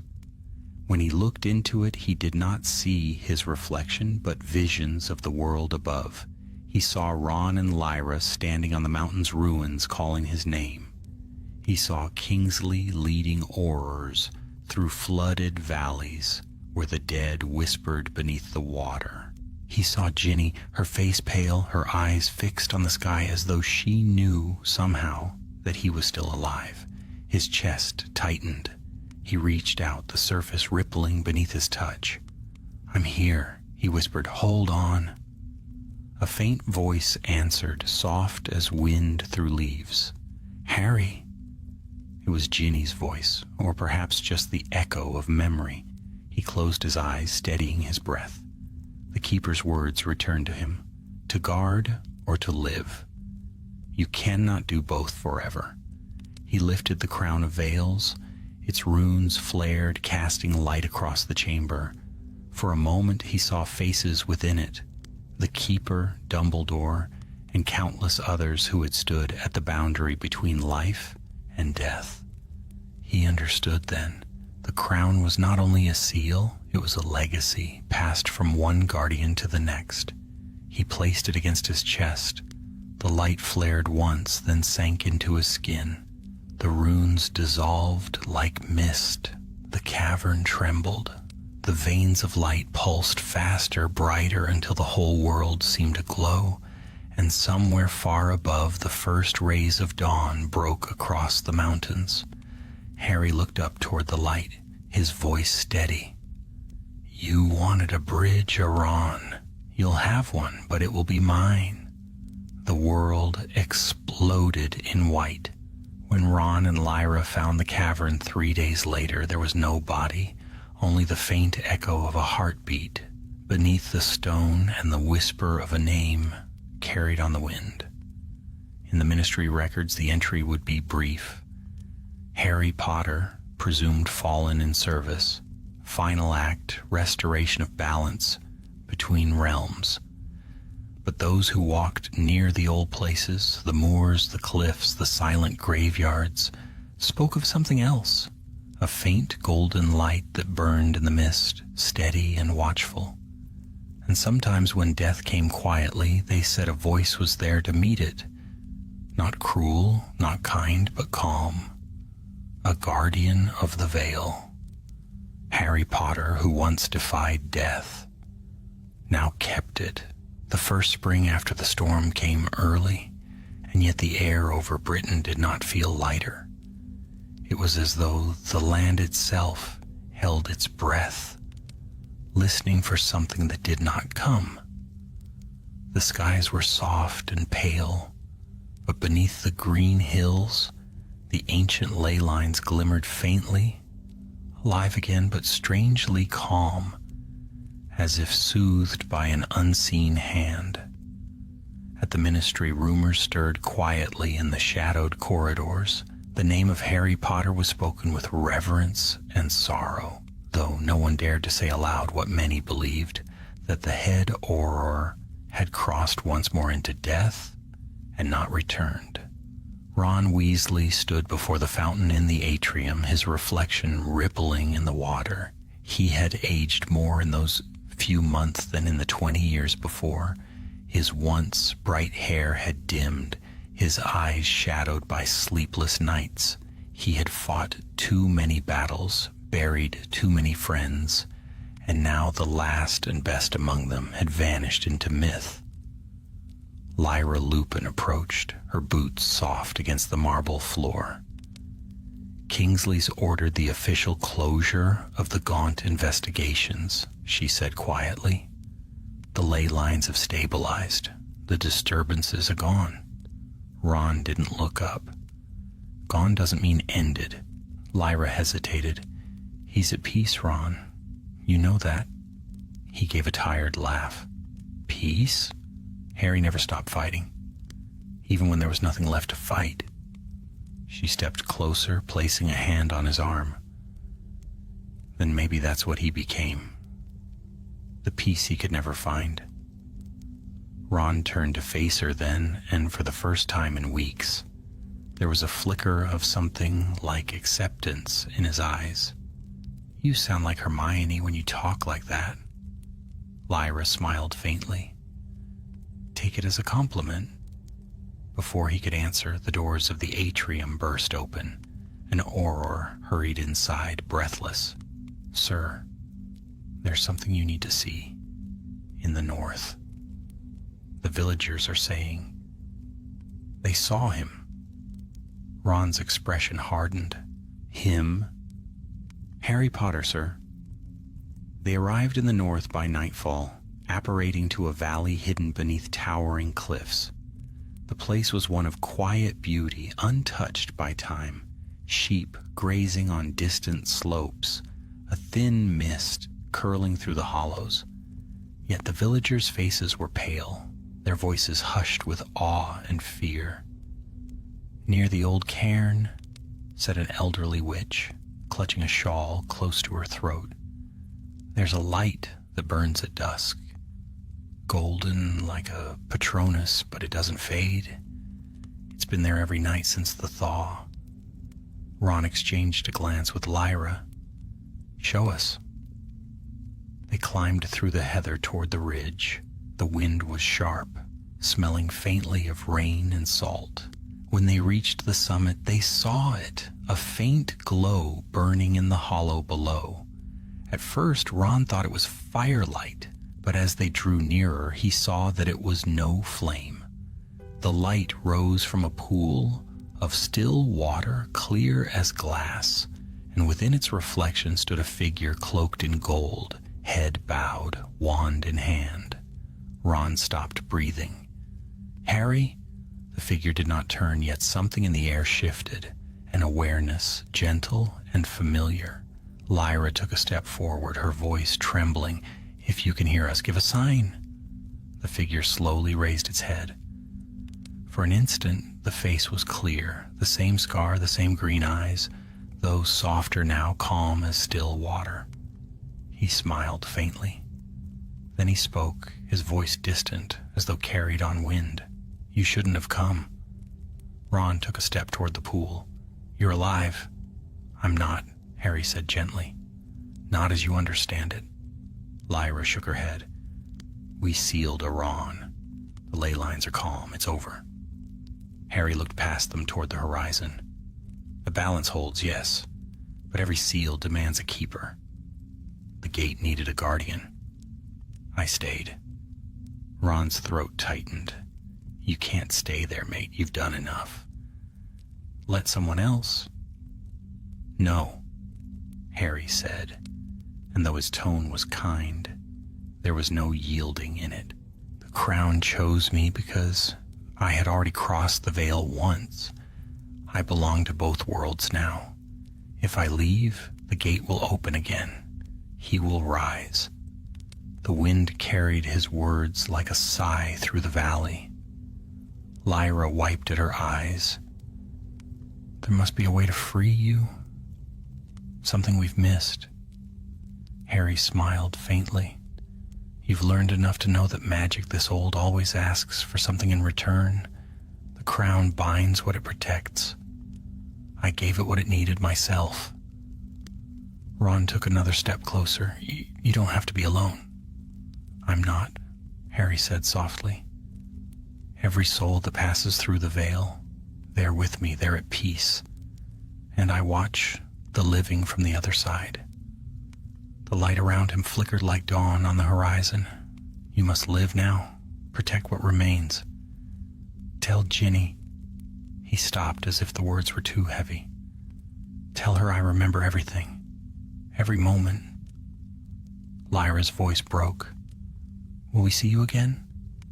Harry looked at them both, and for the briefest instant, the distance between their worlds felt no wider than a breath.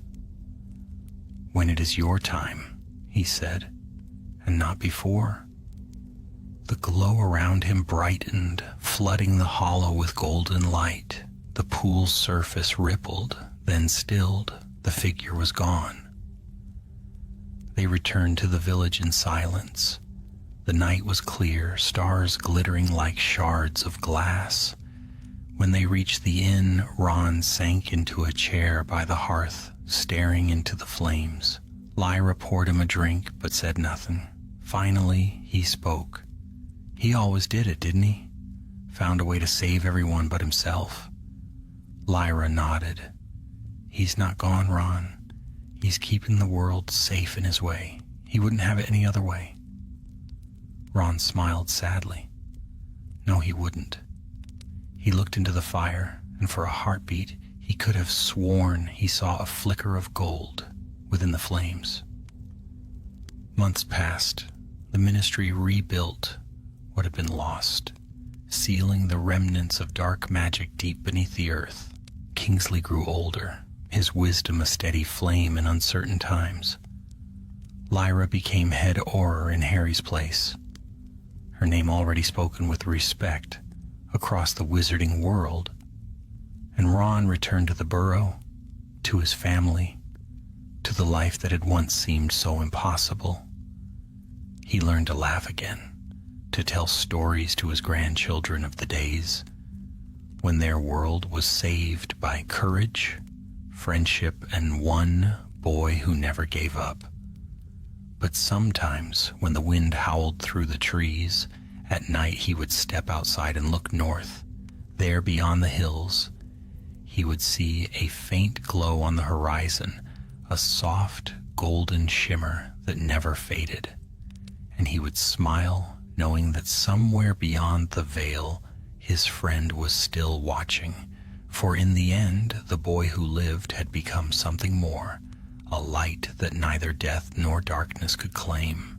Harry Potter, the guardian of the veil.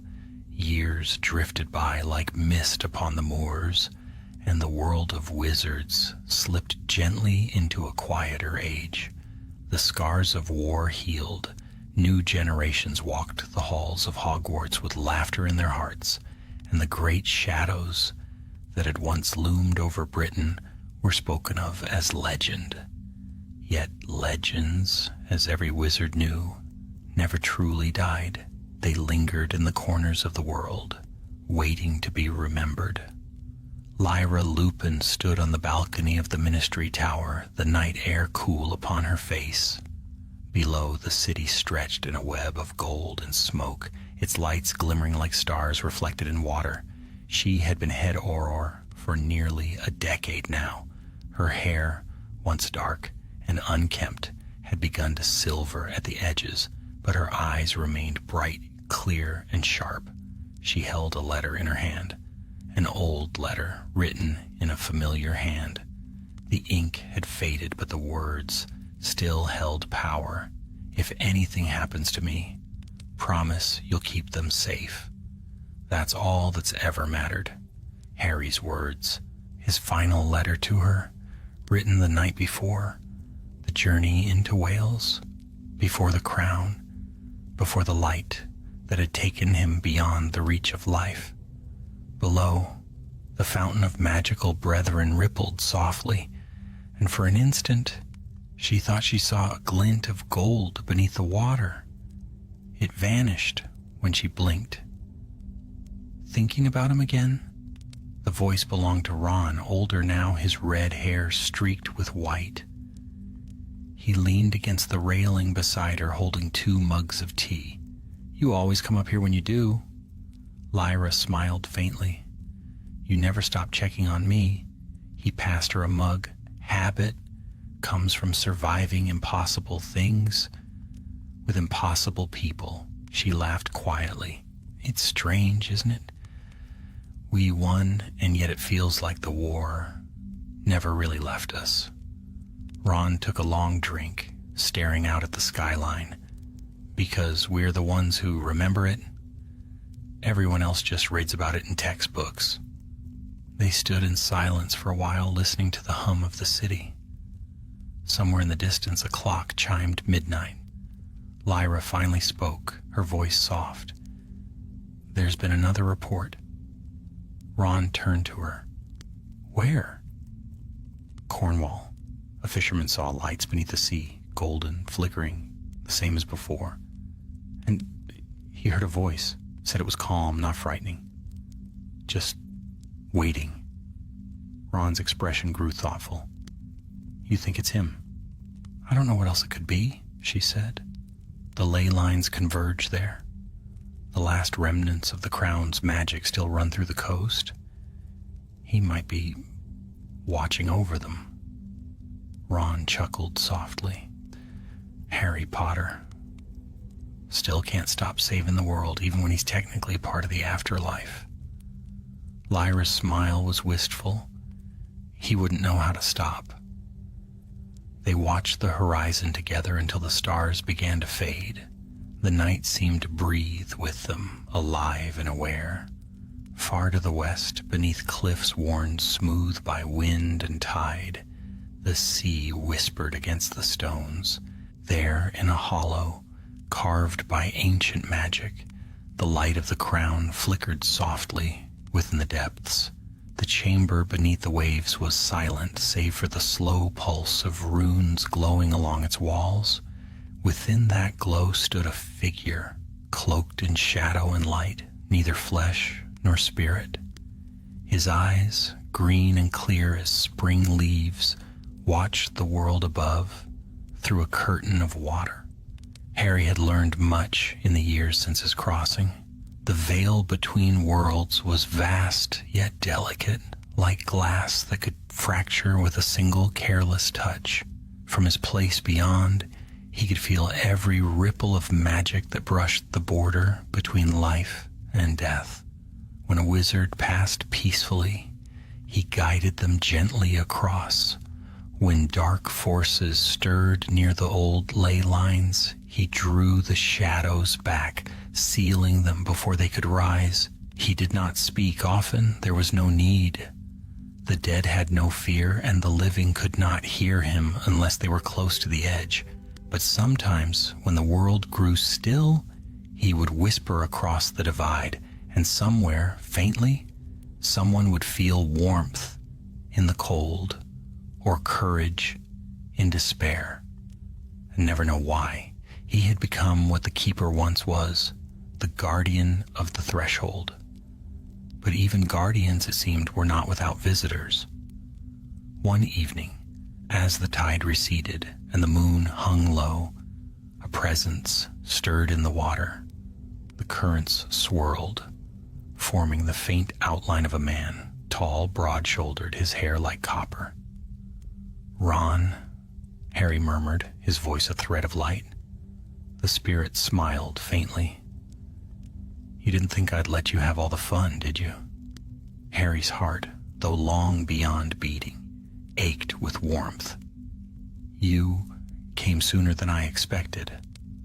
Ron's form shimmered, wavering between solid and spectral. "Time moves differently here. Besides, Hermione's still scolding me from the other side of the veil. Thought I'd check in before she drags me off." Harry laughed, a soft, tired sound. "Some things never change." Ron's gaze softened. "The world's all right, you know.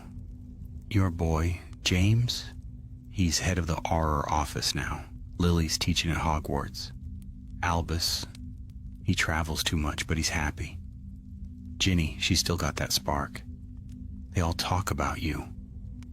Harry's voice was quiet. "Do they ever stop missing me?" Ron hesitated. "No, but they've learned to live with the missing."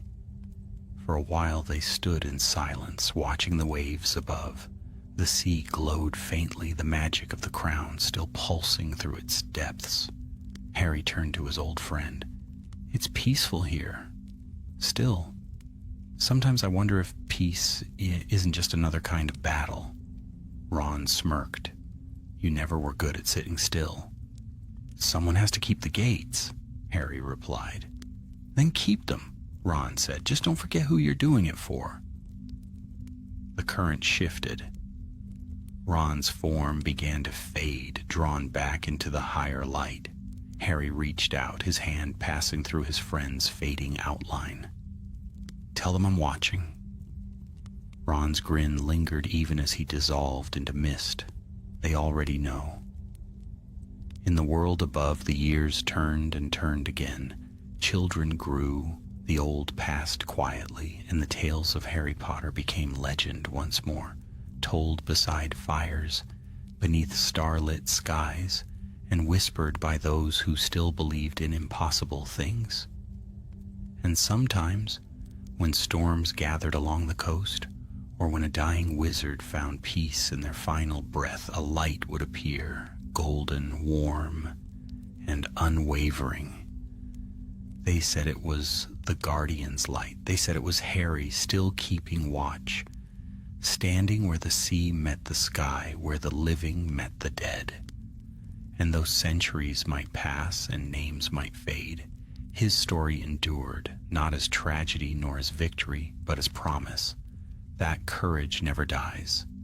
That love outlasts the grave. That somewhere beyond the veil, the boy who lived still stood watch for the world he saved. The world had changed. The wizarding realm no longer trembled beneath dark banners or the fear of shadowed names. Time had softened the sharp edges of old wounds. Magic had become a quiet thing again, a light to study, not a weapon to wield. But the stories endured. In the great library of Hogwarts, where the sun spilled through tall stained glass, a boy sat, reading beside a window. His hair was black, his eyes a piercing green. His name was Albus Potter. The book before him was old, so old that the edges of its pages crumbled at his touch. The title, written in faded gold, read, "The Keeper of the Veil." Still reading about him? Albus looked up to see his sister Lily standing in the doorway, her arms crossed, a teasing smile on her face. He closed the book gently. "It's not just stories. You know that." Lily tilted her head. "Every student who's ever walked through these halls says the same. They whisper about him like he's a ghost, still wandering the corridors." Albus hesitated. "And what if he is?" Lily rolled her eyes but didn't answer. She came to sit beside him, looking out through the window, toward the distant forbidden forest. "Mum says he's at peace. That's enough for me." He stared out after her words, the sunlight warm on his face. I don't think peace was ever enough for him. That night, when the castle slept and the stars hung low over the lake, Albus left his bed and crept down to the grounds. The moonlight painted silver lines upon the water, and the forest murmured with the sound of wind through leaves. He had dreamed of this, dreamed of a voice calling to him across the stillness. At the edge of the lake, where reeds brushed the water's surface, he saw it. A faint golden shimmer, glowing just beneath the ripples. "Dad," he whispered. The water stirred. For a moment, nothing happened. Then a voice answered, soft as the rustle of wings. "Albus." The boy froze. It was not loud, but it carried through the air like a memory-made sound. "I knew you would come," said the voice. "You've always looked for what lies behind the veil." Albus stepped forward, his heart hammering. "Is it really you?" The water rippled again, and a figure began to take form. A tall man cloaked in light. The boy could not see his face clearly, but the outline, the way he stood, was achingly familiar. "It is and it isn't," said the figure. "The man you knew lives in your mother's heart, in your brother's laughter, in every story you've been told. But a part of me remains here, to keep the balance." Albus swallowed. "The guardian of the veil." The figure inclined his head. "Names are only doors. What matters is what they open." "Why are you here?" "To keep the worlds apart," said the voice, quieter now. "But lately the veil has trembled. Something stirs again in the deep places. The old magic does not rest as easily as we hoped." Albus's brow furrowed. "Then I'll help you. I can learn. I'm already training too." "No." The word, though gentle, carried finality. "You cannot cross this line, my son. The cost is too high." "But you did." The figure's light flickered as though pained. "I had to. I was already marked." "You are not." Albus stepped closer, his voice trembling. "If there's danger, I can't just stand by. You taught me that, even if I only knew you through stories." For a heartbeat, silence. Then slowly, the figure smiled. "Spoken like your mother." The light shifted, and for a moment the man's face came into view, gentle, weary, and full of love. "Listen to me, Albus. When the veil stirs, it is not evil that moves first, but sorrow. The living forget the dead too easily. Remember them. That is how you'll keep the balance." The boy blinked back tears. "Will I see you again?" The wind rose, scattering the reeds, and the glow began to fade. "When you walk where shadow meets dawn, you will find me," Then the lake was still again, the light gone.